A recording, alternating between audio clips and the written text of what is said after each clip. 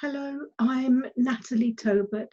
This is a recording of the talk that I gave at the 7th Congress on Medicine and Spirituality at the Rudolf Steiner House in London in 2019. The topics that I want to explore are war collateral and the spiritist effect on war collateral. I'll look at my own experiences around that and the original fieldwork that I conducted in India. Also the research that I did in London with Somali migrants and with the King's Fund. And finally, we'll explore how might these issues influence healthcare practice. So the proposition is that war creates a wider collateral than soldiers, their victims, and bereaved families. We've just had Remembrance Weekend, and we know that society honours deceased soldiers and their grieving families. And I'm interested, these are the usual effects of war that we honour, but are there wider things? The picture is from Slimbridge Village. An artist, Jackie Lantell, created wire mesh sculptures of soldiers who died to stand amongst the graves.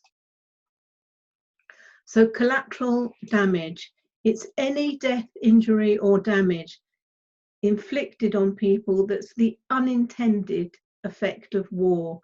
It's a term used to reduce the guilt of military leaders, and it's a euphemism that dehumanizes any killed or injured civilians.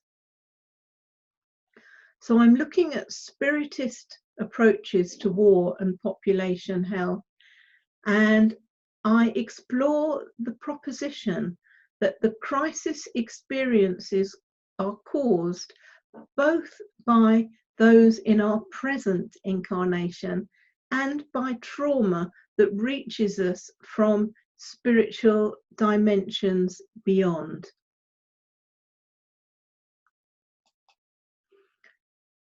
I propose that war and trauma have multiple side effects. Not only are soldiers, their victims and descendants directly damaged, but also the wider population is damaged as collateral. Living people may spontaneously access the trauma of earthbound entities, exacerbating any mental health problems that they may have.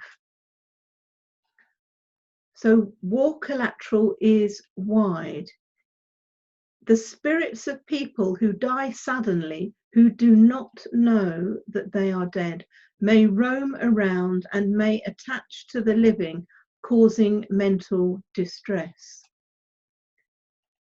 And I'll just give you an example from my own experiences. I experienced war collateral from a war that I wasn't in, and a war where none of my ancestral relatives were in. I received unsolicited memories and technicolor visions. Now, how can this be?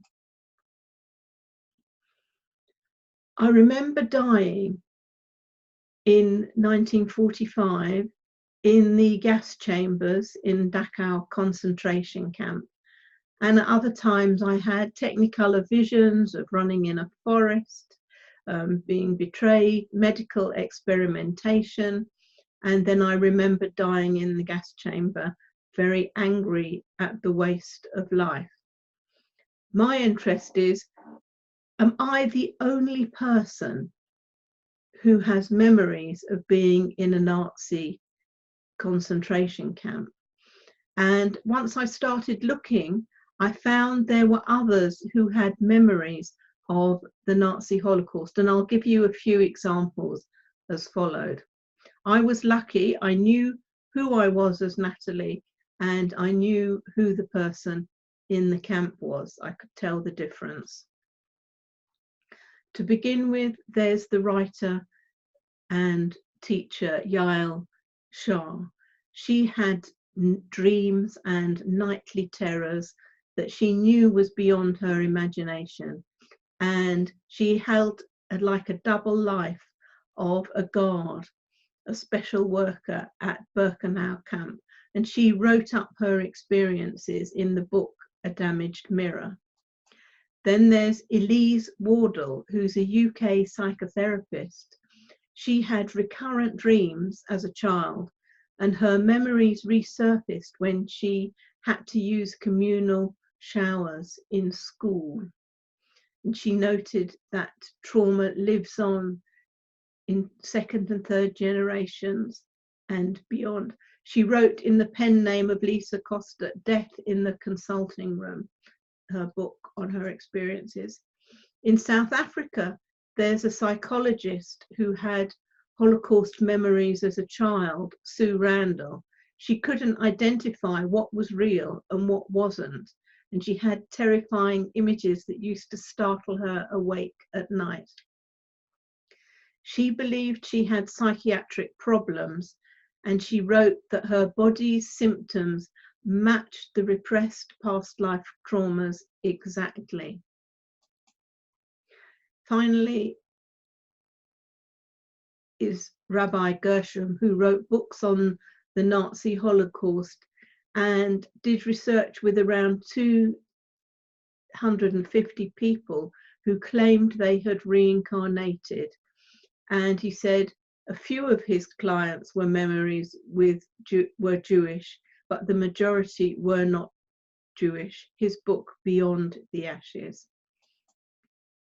And then in Canada, Alison Pick, who was raised as a Christian, but her father was not told that he was Jewish and his family had died in the Nazi Holocaust. Alison said, she had a spiritual crisis. I came to understand on a bodily level, deep in my cells below my rational mind, the unfelt grief had been passed from my grandmother to my father to me like an heirloom. The depression I suffer from has always felt preformed, ancient, given to me in its entirety at birth. Her book is Between the Gods. I am not the only one with memories. There were many other people who've had spontaneous, visionary and felt experiences of the Nazi Holocaust. And these kind of experiences invite me to question the diagnostic labels of psychiatry and chemical imbalance and the theories of diseases of the brain. And there are many explanations that we can choose. Are they ancestral memories? Is it false memory syndrome? Do we tune into a field of consciousness? Do we tune into other people's memories?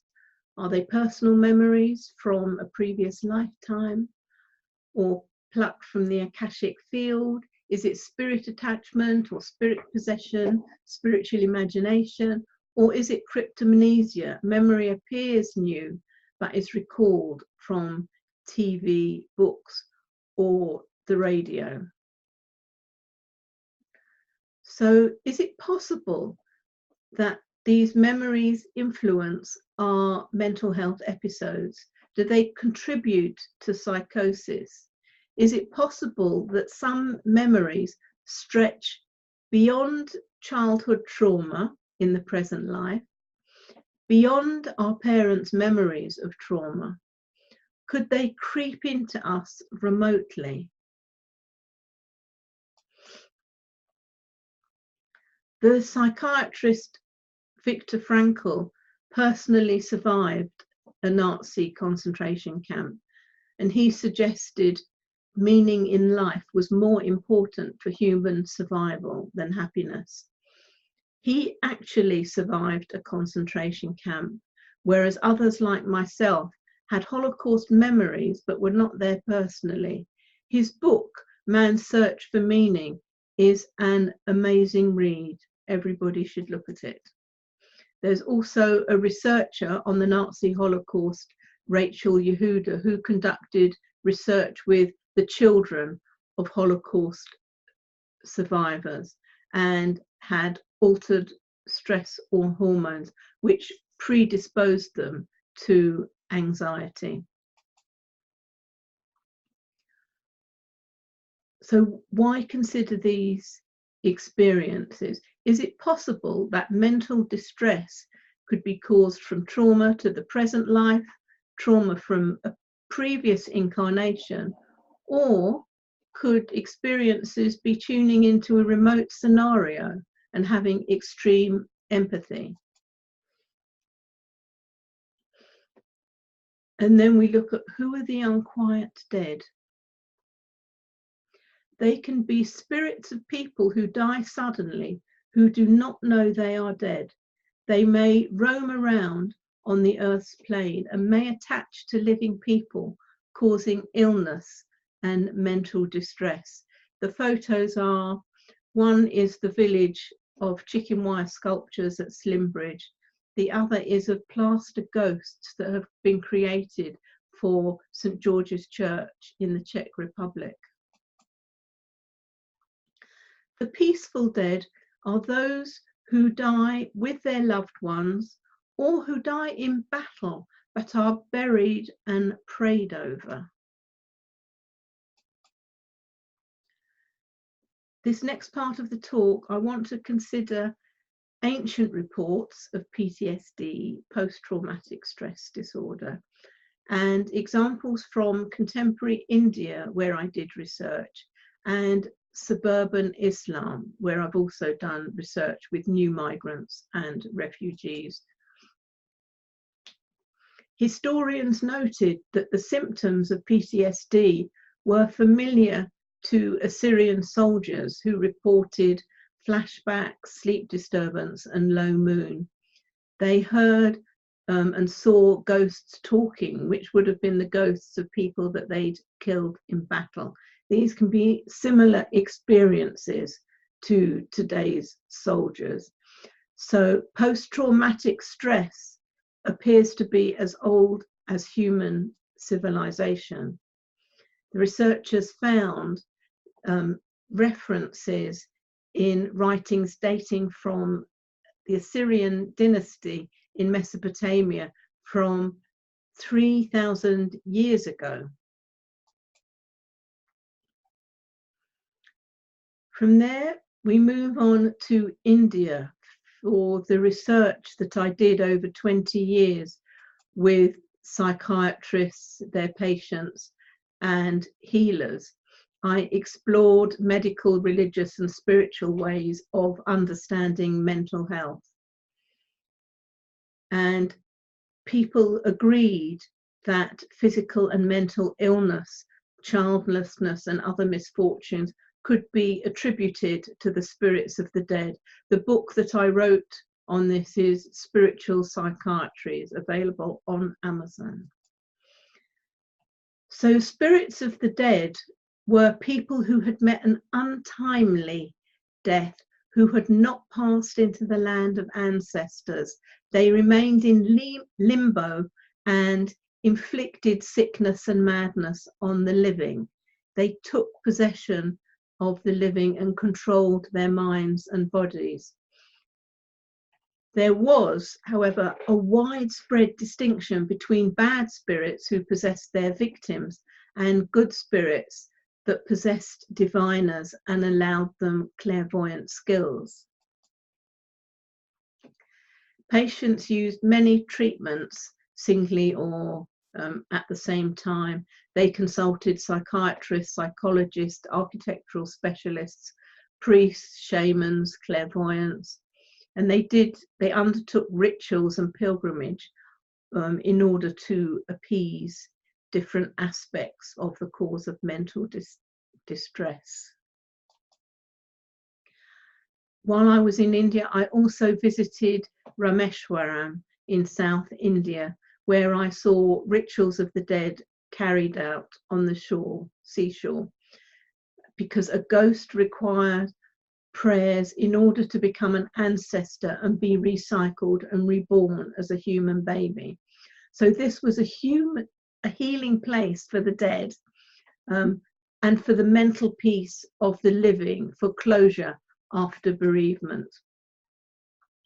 While on this trip to India, I also met a Muslim cleric who diagnosed who needed his spiritual treatments and who needed psychiatric help. And he offered deliverance and from spirits and discarnate beings. He said, there are beings of another world who have different types of body, subtle bodies. They move in subtle ethereal space.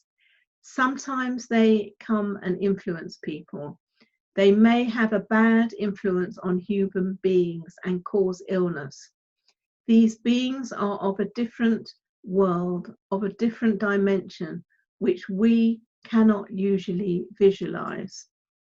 And he was trained to see them, to see these entities. He explained, in spirit possession, it is a cause of psychiatric symptoms, and psychiatrists only treat the symptoms. In such cases, the symptoms will be resolved, but the possession will remain and might affect the person in some other way. And this is a photo of the psychiatrist and the Muslim cleric together. They hadn't met before that meeting. The psychiatrist, Dr. Sumitra Basu, said the Western model of mental health did not fit Indian beliefs about the nature of human existence.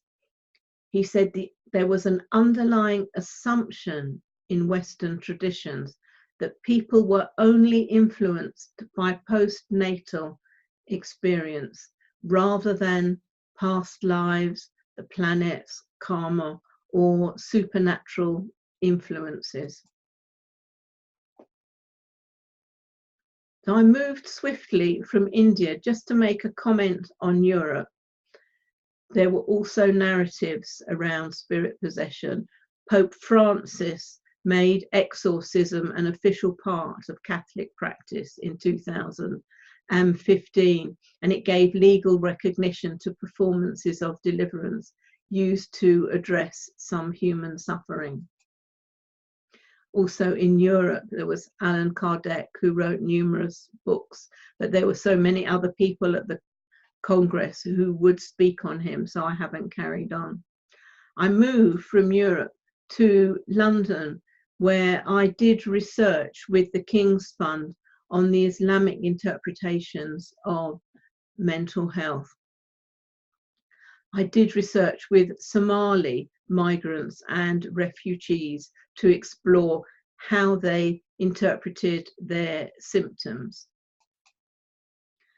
The advocate that I interviewed said there was a stigma of mental illness. People became hidden and confined within their families. And to Somali people, medication was secondary and they tried to avoid taking it. But when members of the family, he said, when they see one of their relatives mentally ill, straight away they find a sheikh who can read specific Quranic verses over them and have the power to heal. And this is absolutely different, he said, from an imam who reads prayers at a mosque. While I was working on that project, I saw an advertisement in a local bookshop offering exorcism, and being a good medical anthropologist, I phoned and asked for an appointment with the practitioner. I wanted to know what symptoms result in a diagnosis of spirit possession.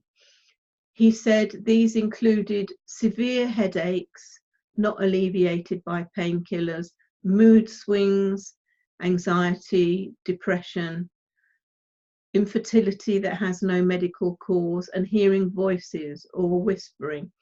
In addition, human beings were susceptible to witchcraft, the evil eye, spirit possession and jinn possession. And when I was looking online for this talk, there were numerous notices, I've only included one here, advertisements for people who do remote healing of sorcery, witchcraft, and the evil eye. And these can be accessed over Skype using your smartphone or laptop. And I only included one advertisement, but there's more. So this is the current population of United Kingdom. I also met one of my colleagues who said she was a survivor of mental illness and she believed she was possessed by spirits. And hearing voices and hallucinations were to her voices of people from the dead and the jinn talking to her. Sometimes she thought she was holy. Sometimes she thought she was under the spell of black magic or the evil eye. And now she's fully recovered and working full time. She did have access with the clinical services as well. She's thankful for. So let's look at the issues regarding clinical practice, because in different cultures, beliefs about meaning of experience and the diagnosis of symptoms may be quite different. People may interpret their symptoms as requiring treatment from religious practitioners in the church, the mosque, the synagogue, as well as with clinical practitioners. And this psychiatrist, British psychiatrist Suman Fernando, he says he's done excellent work on institutional racism and psychiatry. He says, in African cultures, the non-physical world is inhabited by spirits of people who've died, people who are alive, and those about to be born, animals, plants, and objects without biological life. The spiritual and physical worlds are not considered separate entities. He suggests people of African descent, Hispanics and Native Americans, are over-diagnosed with schizophrenia. So let's look at people's beliefs around death. Why are they important? Beliefs that an individual does not die with the human body are widespread. They include belief that the ancestors continue to exert influence over living relatives, and discarnate beings can influence people's mental and physical well-being. We can see from this that there's many different ways of thinking about the self, the human self, both before and after death. And some people believe that spirits can possess and influence people, and some people don't. But who is correct? And I'm asking, is truth always culturally determined, or is it determined by those who speak the loudest and who repeat themselves again and again? In clinical practice, people who present to our medical and healthcare services with mental distress, they could be offered a range of therapies that might include counselling, exploring deep narratives of history, or open dialogue, or they may work with mediums, as they do in other countries, including Brazil, parts of Canada, and California, where either staff collaborate or they have multiple skills themselves. So medical and healthcare practitioners are becoming aware that their biomedical training doesn't fit the current zeitgeist. They're starting to question the original diagnosis of their professions. So we need a cultural U-turn towards more insightful cultural awareness training in our education institutes. But how do we start? How do we start to educate staff in different ways of thinking? Are we training new students in old ways of thinking? How do we support new training? The last few slides, I'm looking at war and soldiers and what happens after death. I've got photos of two memorials.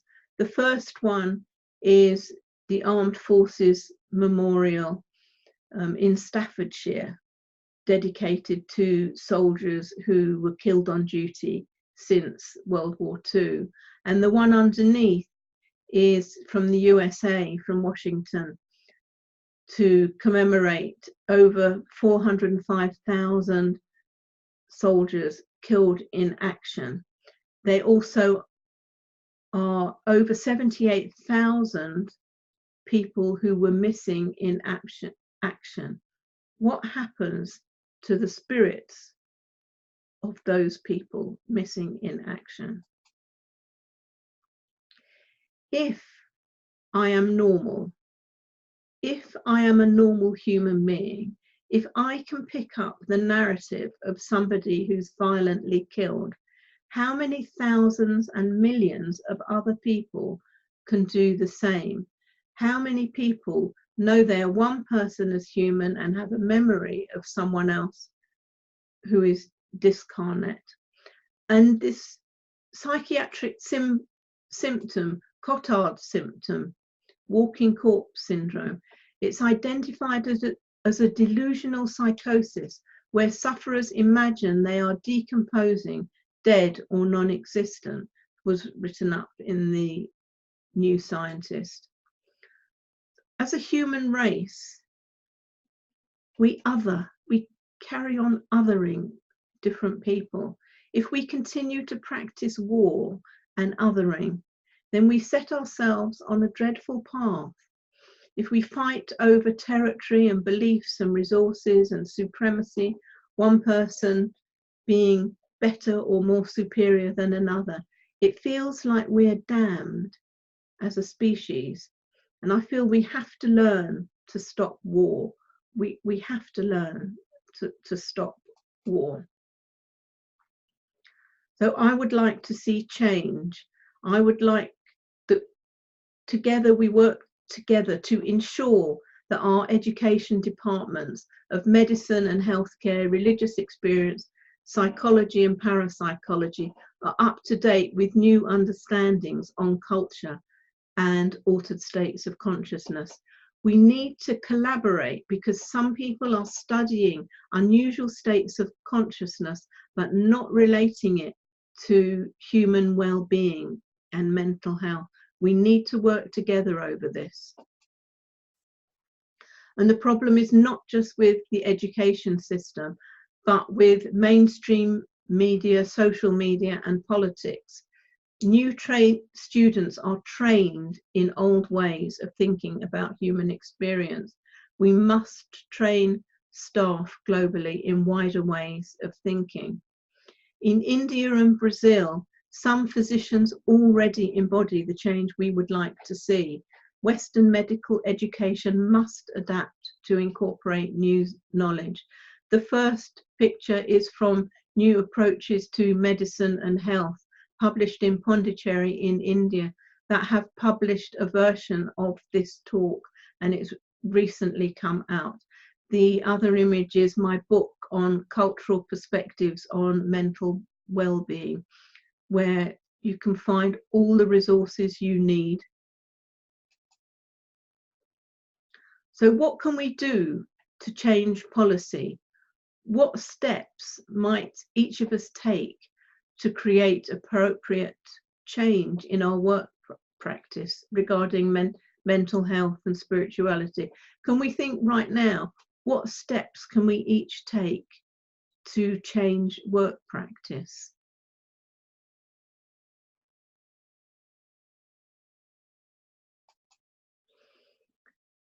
So thank you for listening, and let's see if we can have change in our education system.